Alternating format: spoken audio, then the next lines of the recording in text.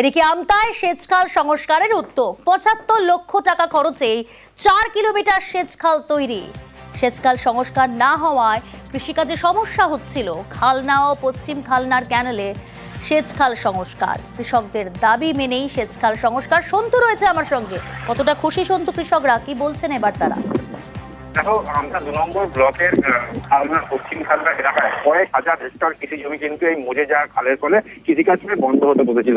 সেখান থেকে কিন্তু কৃষকদের একটা স্থানীয় দাবি ছিল যে এই সেচখাল সংস্কারের, সেই কথা মতোই আমতার বিধায়কের উদ্যোগে এবং এগ্রি কৃষিকালচারের সহযোগিতায় কিন্তু এই যে ৪.৫ কিলোমিটার খাল, সেই খাল কিন্তু সংস্কার হয়েছে এবং ৭৫ লক্ষ টাকায় প্রায় এই খাল সংস্কার করা হয়েছে। এবং সংস্কারের ফলে স্থানীয় কৃষকরা খুশি। তারা জানাচ্ছেন যে এই সংস্কারের ফলে তারা এতদিন জল না পেয়ে যে কৃষিকাজ বন্ধ ছিল, সেই কাজ কিন্তু আবার তারা শুরু করতে পারবে। বেশ ভালো সুবিধা হয়েছে, জল আসবে, চাষিরা চাষ করতে পারবে, তার জন্য আমাদের উপকার চাষিদের হয়েছে। আগে কি অবস্থায় ছিল খাল? আগে খাল তো বুঝে গিয়েছিল, জল আসতুনি, চাষিরা চাষ করতে পারতুনি। এখন তো উন্নতি হয়েছে, অনেক উপকৃত হয়েছে। এখন তো প্রচুর সুবিধা হয়েছে খালটা কাটার পর। আমাদের এই সবগুলো চাষ হতো না আগে, এখন চাষ হবে। চাষিরা খুশিতে খালটা কাটা? হ্যাঁ, চাষিরা খুশি।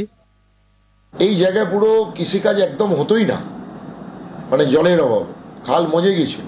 কৃষকরা আমাকে আবেদন করে, সাথে সাথে আমরা এগ্রি ইরিগেশন ডিপার্টমেন্টের সঙ্গে এই খাল কাটার প্রকল্প নিই। ৪,১০০ মিটার খাল প্রথম দফায়, আবার আরও ১ কিলোমিটার খাল পূর্ব খালনার দিকে কাটা হচ্ছে। সেচ নালা দখল করে কংক্রিটের কালভার্ট। শিলিগুড়ির খড়িবাড়িতে উপপ্রধানের এলাকায় বেআইনি কালভার্ট। কৃষকদের অভিযোগ পেয়ে নির্মাণ বন্ধের নির্দেশ জেলা প্রশাসনের।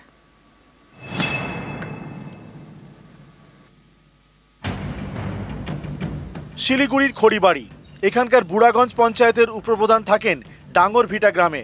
তার এলাকাতেই সরকারি সেচ নালার উপরে বেআইনিভাবে কালভার্ট তৈরির অভিযোগ। ওই কালভার্টটা হলে আমাদের জমিগুলোর একটু অসুবিধা হবে।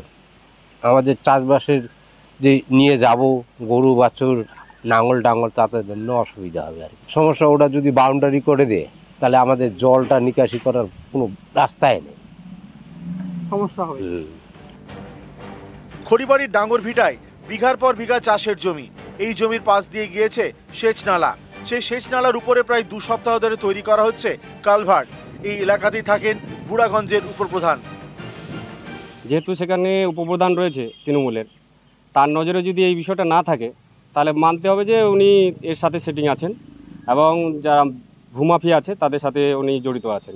আমি আপনাদের মাধ্যমে জানতে পারলাম যে আজকে যে আমার বিশেষ করে এটা আমারই এলাকা হবে, সেচ নালার উপরে একটা কালভার্ট হচ্ছে বলে। তো সেই রকম আমার কাছে কোনো তথ্য নাই, যে আমার কাছ থেকে কোনো পারমিশনও নেয়নি। ঠিক আছে,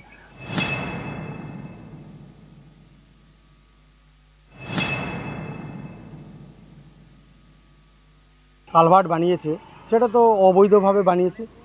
কেউ কোনো ব্যক্তিগত স্বার্থে বা প্লটিং করার স্বার্থে কেউ বানাতে পারে না, কোনো পারমিশন ছাড়া কেউ কিছু করতে পারবে না। আর যেহেতু এটা কৃষি জমির উপরে, সেটা আইনের যা পদক্ষেপ সেটা গ্রহণ করা হবে।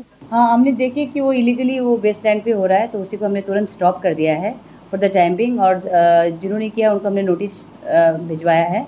तो हम लोग स्ट्रिक्ट एक्शन लेंगे कि उनके पास ऐसा क्या डॉक्यूमेंट्स है या ऐसा मतलब कुछ सपोर्टिंग डॉक्यूमेंट बगैर विदाउट परमिशन ऐसा कोई नहीं कर सकता। तो ये चीज़ हम लोग देख रहे हैं।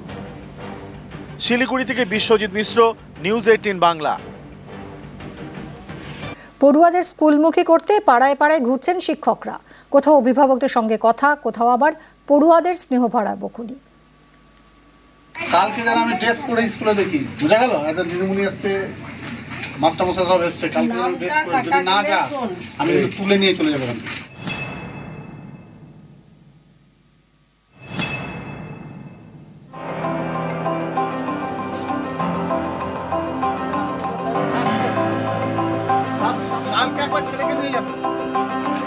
বীরভূমের দুবরাজপুরের মেটেলা হাই স্কুল 5 থেকে 12 পর্যন্ত।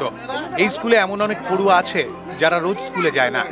সেই স্কুল ছুট পড়ুয়াদের ক্লাসে ফেরাতে তাদের পাড়ায় হাজির প্রধান শিক্ষক, তার সঙ্গে অন্য শিক্ষকরা। রবিবার স্কুল ছুটি। এদিন স্কুল ছুট পড়ুয়াদের প্রায় 70 জনের তালিকা হাতে তাদের গ্রামে হাজির প্রধান শিক্ষক। ঘুরছেন পাড়ায় পাড়ায়। কালকে যারা আমি ড্রেস করে স্কুলে দেখি, বুঝা গেল এদের দিদিমণি আসছে, মাস্টারমশাই সব এসছে। কালকে আমি ড্রেস করে যদি না যাস আমি তুলে নিয়ে চলে যাবো। ইচ্ছা না থাকে তাহলে ওই ছেলের পড়ুয়াদের ক্লাসে ফেরাতে কথা বলেন অভিভাবকদের সঙ্গেও। গত বছর ভর্তি হয় না, এবছরও ভর্তি হয় না। আমরা কিছু করতে পারছি না। এমন তো নয়, এখন এত সুযোগ সুবিধা দিচ্ছে, বই দিচ্ছে, খাতা দিচ্ছে, জুতো দিচ্ছে, পোশাক দিচ্ছে। গ্রামে গ্রামে গিয়ে গার্জেনদেরকে এটা বোঝাচ্ছি যে যদি আর্থিক অভাবের জন্য কেউ ভর্তি হতে না পারে, বিদ্যালয়ে না আসতে পারে, তাহলে আমরা যে মিনিমাম ফিসটা নিই সারা বছরে একবারই, সেটাও মুকুব করে দেবো। বিনা পয়সাতেই আমরা ভর্তি করব, কোথাও কোনো অসুবিধা নেই। আমরা চাইছি আমার বিদ্যালয়ের বাইরে যেন একটা ছেলে মেয়েও পড়ে না থাকে।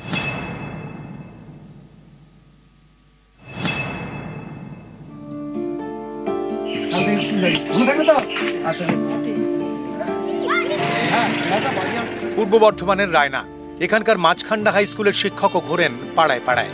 স্কুল ছুট রুখতে কথা বলেন পড়ুয়া এবং অভিভাবকদের সঙ্গে।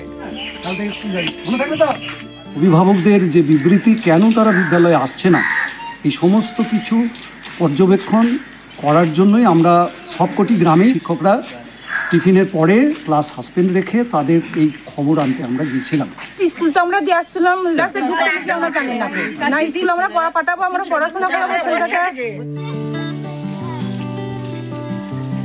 বীরভূম থেকে সুপ্রতিম দাস এবং পূর্ব বর্ধমান থেকে শরদিন্দু ঘোষ, নিউজ 18 বাংলা। রাজারহাটে 5 বিঘা জলাশয় ভরাট মামলা, হাইকোর্ট ডিভিশন বেঞ্চে জয় স্থানীয় বাসিন্দাদের। ধোপেই টিকলো না কোম্পানির যুক্তি। আরো ডিটেল জানাবো, অর্ণব রয়েছে আমার সঙ্গে। অর্ণব, এই মামলার পরিপ্রেক্ষিতে বিচারপতির কি অবজারভেশন? দেখো, বিচারপতি তপব্রত চক্রবর্তী এবং বিচারপতি ঋতব্রত কুমার মিত্রের ডিভিশন বেঞ্চ একক বেঞ্চের যে নির্দেশ, বিচারপতি তীর্থঙ্কর ঘোষের নির্দেশ, সেটাকে খারিজ করলো, বাতিল করলো এবং একই সঙ্গে ফের একক বেঞ্চে মামলাটি পাঠালো ডিভিশন বেঞ্চ। এবং এক্ষেত্রে ডিভিশন বেঞ্চ স্পষ্ট জানিয়ে দিয়েছে, গ্রামবাসীরা যে যুক্তি নিয়ে ডিভিশন বেঞ্চে এসেছিল, যে আপিল মামলা করেছিল, সেই আপিল মামলার মধ্যে গ্রহণযোগ্যতা রয়েছে, গ্রামবাসীদের যুক্তির মধ্যে গুরুত্ব রয়েছে, তাই তাদের এই আপিল অর্থাৎ গ্রামবাসীদের এই মামলা অ্যালাউ করছে, আবেদন মঞ্জুর করছে কলকাতা হাইকোর্টের ডিভিশন বেঞ্চ। এর অর্থ গ্রামবাসীরা যে বলছিল তারা গেছিল গ্রিন ট্রাইব্যুনালে, পরিবেশ আদালতে মামলা ঝুলছে এবং একই সঙ্গে জয়েন্ট যে কমিটি রয়েছে সেখান থেকে ওই কনভারসেশন, অর্থাৎ যে পুকুর বোঝাচ্ছে এই কোম্পানি, অর্থাৎ প্রায় 5 বিঘে জলাশয়, তার অনুরূপ 5 বিঘে জলাশয় নাকি তারা তৈরি করেছে। সেই অনুরূপ 5 বিঘে জলাশয় তৈরি করার যে কনভারসেশন সার্টিফিকেট তাদের দেওয়া হয়েছে, এইটাই চ্যালেঞ্জ হয়ে এই মুহূর্তে রয়েছে। 11ই জুলাই তার শুনানি রয়েছে গ্রিন ট্রাইব্যুনালে। এই প্রসঙ্গটাকে সম্পূর্ণভাবে অন্ধকারে রেখে সিঙ্গেল বেঞ্চ বিচারপতি তীর্থঙ্কর ঘোষকে বিলক্ষণ কোনো কিছুই বুঝতে না দিয়ে পুরো তথ্যটাকে চেপে গিয়ে ডিভিশন এই সিঙ্গেল বেঞ্চ থেকে একটি নির্দেশ কোম্পানি গুছিয়ে নিয়েছিল এবং সেই নির্দেশটা পুলিশের সাহায্যে কোম্পানি নাকি পুকুর ভরাট করবে, এইরকম একটা নির্দেশ। এবং আজ ডিভিশন বেঞ্চ গ্রামবাসীদের এই আবেদনকে মঞ্জুর করলো, গ্রামবাসীদের জয় হলো এবং কোম্পানির যে যুক্তি ছিল জলাশয় ভরাট নিয়ে, তা আপাতত ডিভিশন বেঞ্চের রায়ে ধোপে টিকলো না, মুখ থুবড়ে পড়লো কোম্পানির আইনি যাবতীয় যুক্তি। বেশ।